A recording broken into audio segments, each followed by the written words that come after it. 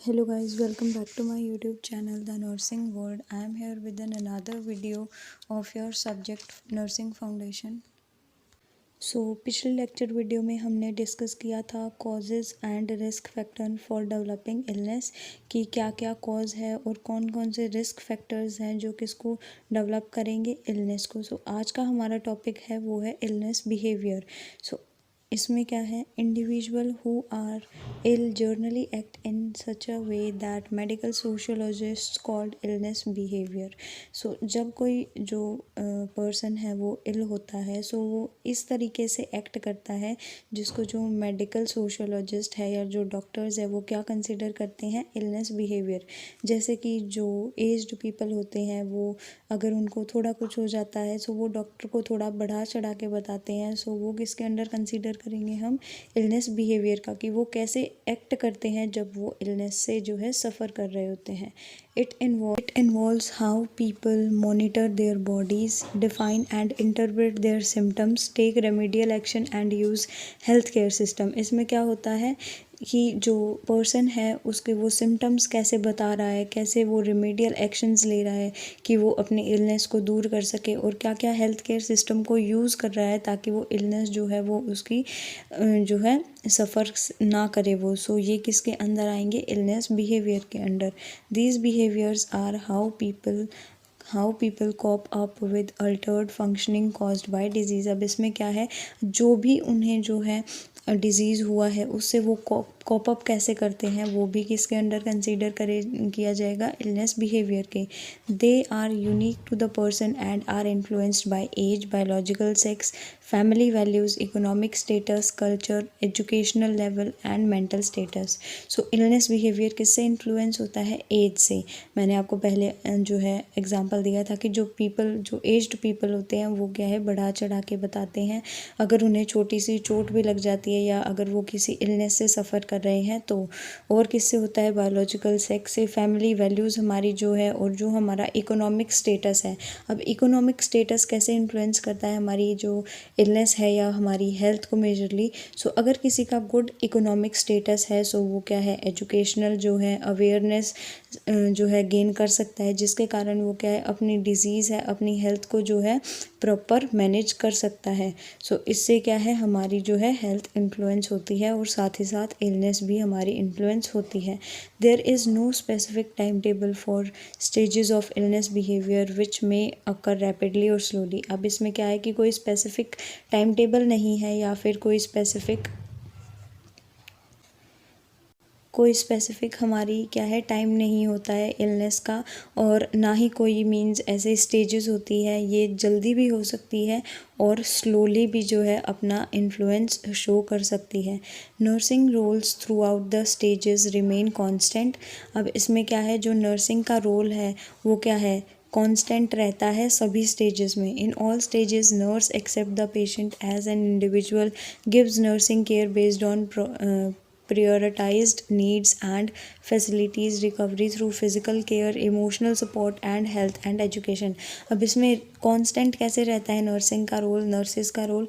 Nurses क्या है, patient को एक्सेप्ट करती है चाहे वो किसी भी स्टेज में हो, क्योंकि उसे क्या है, केयर ही प्रोवाइड करनी है, फैसिलिटीज़ देनी है। अब केयर के अंदर फिज़िकल केयर भी आ सकती है, इमोशनल सपोर्ट भी आ सकता है, और हेल्थ एजुकेशन, वो जो है जो इंडिविजुअल है उसे उनकी हेल्थ के रिगार्डिंग एजुकेट कर सकती है कि आपको फॉलोइंग थिंग्स करनी चाहिए जिससे आपकी क्या है, हेल्थ हायर स्टेजेस को अटेन कर सके। अब इसमें ये तो नहीं होगा ना कि अगर कोई जो पर्सन है फॉर सपोज कैंसर से जो है वो सफ़र कर रहा है एंड नर्स अगर वो फर्स्ट स्टेज में है तभी कहे कि मैं इसको तभी एक्सेप्ट करूँगी या तभी मैं इसको केयर दूँगी। अगर वो लास्ट स्टेज में है तो भी नर्सिंग को जो है, नर्सिस को प्रॉपर केयर देनी पड़ेगी पेशेंट को, ताकि वो क्या है, जल्दी रिकवर हो सके। These behaviour are shown by various stages. These stages given by Suchman are discussed here briefly. अब ये जो इलनेस है इसकी क्या है, बहुत सारी स्टेजेस है जो कि हम नीचे डिस्कस करेंगे। जो हमारी फर्स्ट स्टेज है वो क्या है, एक्सपीरियंसिंग सिम्टम्स। अब जो सिम्टम्स है वो क्या होते हैं, सब्जेक्टिव होते हैं। क्यों, कैसे सब्जेक्टिव होंगे, क्योंकि जो डिज़ीज़ से या जो इलनेस से सफ़र कर रहा है पेशेंट, सिर्फ वही एक्सपीरियंस कर सकता है जो उसे फ़ील हो रहा है, जो पेन है उसे सिर्फ वही बता सकता है फिजिशियन को, क्योंकि ये कोई मीन्स हम इसे मेजर नहीं कर सकते हैं किसी भी इक्विपमेंट, किसी भी टूल से। सो ये सब्जेक्टिव है नेचर में। The first indication of an illness is recognising one or more symptoms that are incompatible with one's personal definition of health. अब इसमें क्या है, जो भी ऐसे साइन सिम्टम्स आ रहे हैं जो कि क्या है, इनकम्पैटिबल है, जो कि मीन्स हेल्थ को इन्फ्लुएंस कर रहे हैं नेगेटिव में, नेगेटिव फीडबैक प्रोवाइड कर रहे हैं हेल्थ को, उन्हें हम जो है सिम्टम्स के अंडर कंसीडर करेंगे। सो अब इसमें क्या है, although pain is the most common symptom indicating illness, other common symptoms include rashes, fever, bleeding और कफ। अब इसमें जो मीन्स इंडिकेशन है इलनेस के, जो सिम्टम्स है वो बताए गए हैं कि पेन तो क्या है, मोस्ट कॉमन है, इसके अलावा रैशेस को इंक्लूड करेंगे, फीवर, ब्लीडिंग और कफ को भी जो है इंक्लूड करेंगे। If the symptom last for a short time और are relieved by self care, the person usually takes no further action. If, अब इसमें क्या है, जो सिम्टम्स है अगर वो शॉर्ट पीरियड ऑफ टाइम के लिए है और सेल्फ केयर करने से क्या है, अगर वो चले जाते हैं, सो वो क्या है, अब आगे उसे कोई भी फर्दर एक्शन लेने की रिक्वायरमेंट नहीं है। बट अगर ऐसा नहीं होता है, if symptom continues the person enters the next stage. अगर सिम्टम्स जो है आपके सेल्फ केयर से या भी कोई जो है नहीं जा रहे हैं, आप जो है रिकवर नहीं कर पा रहे हो, सो फिर जो पेशेंट है वो नेक्स्ट स्टेज में चला जाएगा। सो अब यहाँ पे क्या है, जो हमारा हमने ऊपर पढ़ा था, अब वही जो है नीचे फ्लो चार्ट के फॉर्म में हम पढ़ेंगे। इसमें क्या बताया गया है कि experience symptoms indication of illness. अब जब जो भी पर्सन जो है किसी इलनेस से सफ़र कर रहा है, वो सिम्टम एक्सपीरियंस कर रहा है, सो वो क्या है, इंडिकेशन है किसी भी इलनेस से मीन्स सफ़र करने की। फिर नीचे आ जाता है, अब जो इंडिकेशन हो रही है इलनेस की, वो अब किसकी फॉर्म में एग्जिबिट करता है जो पेशेंट, वो जो है पेन, डिस्कम्फर्ट और फीवर के मींस इन सिम्टम्स या इन तरीक़ों से जो है अपनी इलनेस को एग्जिबिट करता है। हम जो है रिकॉग्नाइज़ कर सकते हैं कि येस ही और she is suffering from any of the illness. फिर जो है यहाँ पे फर्दर नीचे जाके 2 स्टेप्स आते हैं, जिसमें क्या है, या तो वो इलनेस जो है या तो वो सिम्टम्स जो है शॉर्ट टर्म के लिए होते हैं और सेल्फ केयर करने से क्या है, वो चले जाते हैं और हमें आगे कोई एक्शन लेने की रिक्वायरमेंट नहीं होती। और अगर ऐसा नहीं होता है तो क्या है, सिम्टम्स जो है लॉन्ग टर्म के लिए जो है कंटिन्यू करते हैं और पर्सन नेक्स्ट स्टेज में या सेकंड स्टेज में जो है चला जाता है। अब जो है हम आगे पढ़ेंगे। नेक्स्ट स्टेज है या हमारी सेकंड स्टेज आती है, वो क्या आती है, एज्यूमिंग द सिक रोल। अब जो पर्सन है वो क्या एज्यूम करने लग जाता है, sick role. The individual now self defines as being sick, seeks validation of this experience from others, gives up normal activities and assume sick role. अब जो है पर्सन क्या है, खुद को बीमार समझने लग जाता है और क्या करता है, दूसरों से कंफर्मेशन या वैलिडेशन के लिए क्या है, जाता है, पूछता है उनसे, और जो नॉर्मल एक्टिविटीज़ होती हैं उन्हें नॉर्मली ना करने के बजाय जो है ऐसे एज्यूम करता है कि मैं बीमार हूँ, मुझसे ये नहीं होगा, और क्या है यहाँ पे assumes a sick role. At this stage most people focus on their symptom and bodily function. अब इसमें क्या है, जो उनके जो सिम्टम्स हैं उन पे फोकस करते हैं और जो उनकी बॉडीली फंक्शंस है, जो वो फंक्शंस परफॉर्म कर रही है उनकी बॉडी, उन पर जो है फोकस करते हैं। Depending on individual health beliefs practices the person may choose to do nothing.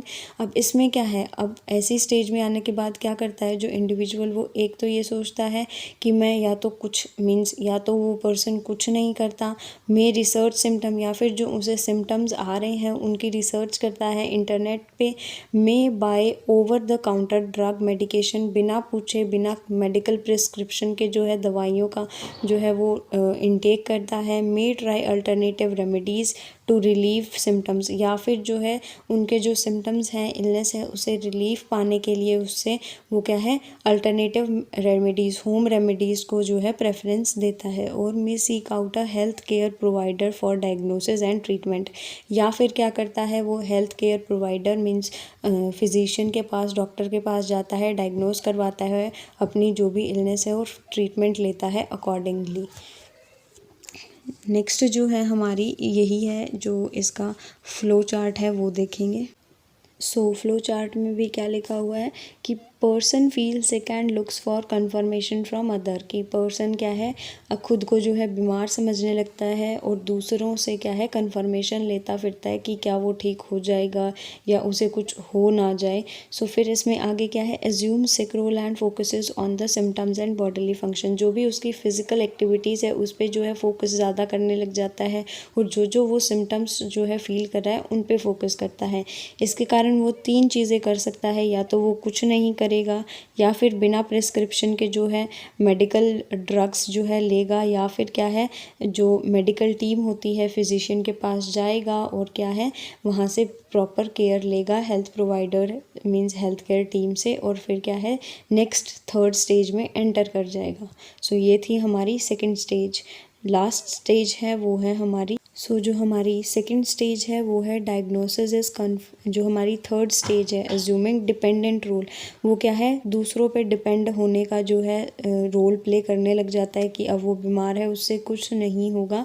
इसमें क्या करता है वो diagnosis is confirmed by health care team, जैसे ही वो है मींस 3rd स्टेज में एंटर करता है उसे जो है हेल्थ प्रोवाइडर मींस जो हेल्थ केयर टीम है उनके पास जाना होता है और वो क्या करेंगे पहले डायग्नोस करेंगे क्या क्या उसे मींस दिक्कत है, कौन सी उसे बीमारी है या इलनेस है, फिर उसके अकॉर्डिंगली उसे जो है मेडिकेशन प्रोवाइड करेंगे या फिर जो भी उसे सेल्फ केयर तो यहाँ पे नहीं होगी, वो तो 1st स्टेज में होगी।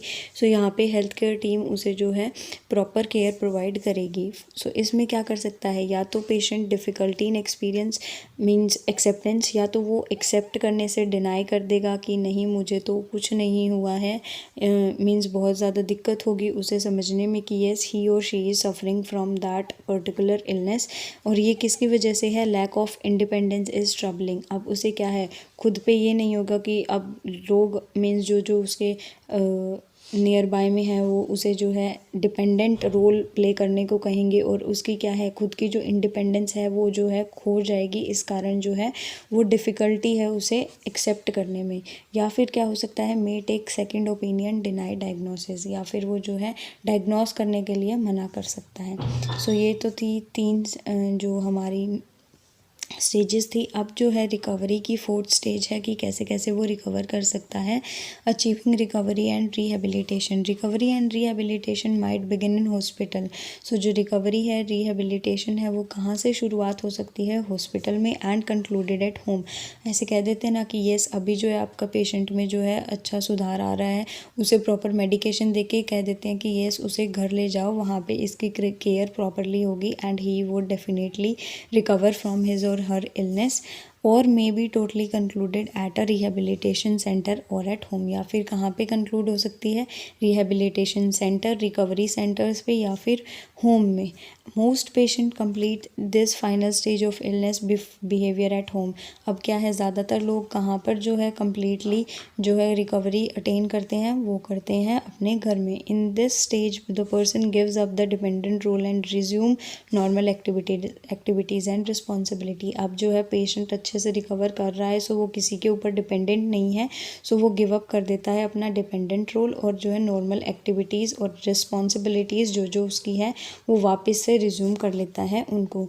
If the care plan includes health education the person may return to health at a higher level of functioning in comparison before the illness। अब जो है इससे क्या हो सकता है, अगर उसे अच्छा केयर प्लान दिया जाए, उसे अच्छी हेल्थ एजुकेशन दी जाए पेशेंट को, सो वो क्या है वो रिटर्न तो करेगा अपनी प्रीवियस स्टेज पे, बट अच्छी हेल्थ उसको जो है पहले से अच्छी हेल्थ भी मिल सकती है अगर वो अच्छे से केयर प्लान को फॉलो करे तो।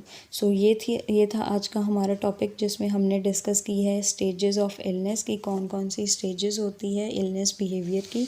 होपफुली आपको जो है टॉपिक समझ में आया होगा। This is all for this video, see you next video, till then take care, bye bye.